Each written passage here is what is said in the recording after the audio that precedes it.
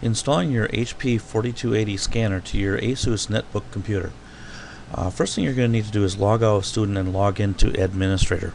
The administrator account is password protected. Your teacher can provide the password, or it should be included on the introduction letter that came with the computer. Once you're logged in as administrator, you'll have an icon. You should have an icon on your desktop, which is this icon right here.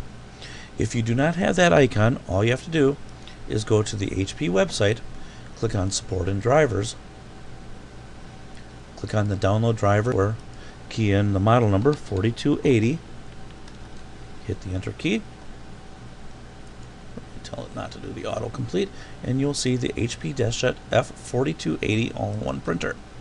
You will click on that printer, select on Windows XP,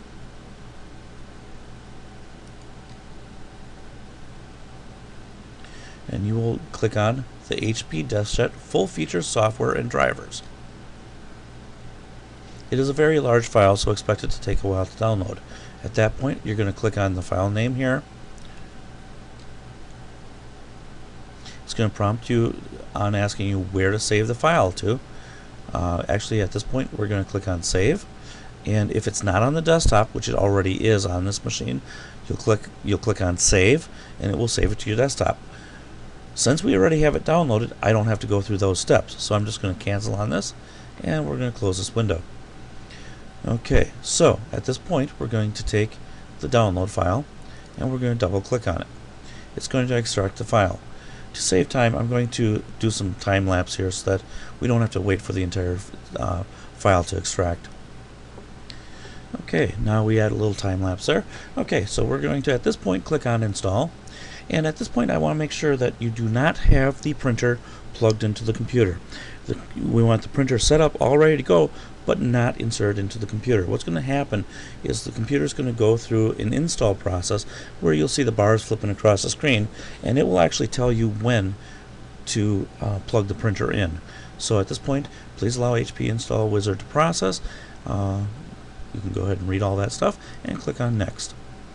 We are not going to install the Yahoo toolbar. I do not like toolbars. They tend to slow down the computer. So do not install the toolbar. We're going to click to check the box for easy install, and we're going to click on Next. And again, I'm going to pause the video.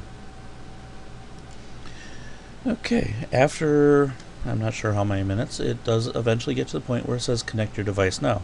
So I'm going to take the USB cable, and I'm going to plug it into the side of the computer, and the computer automatically detects that you've plugged in the printer. If it doesn't automatically detect it, make sure that the printer is actually turned on.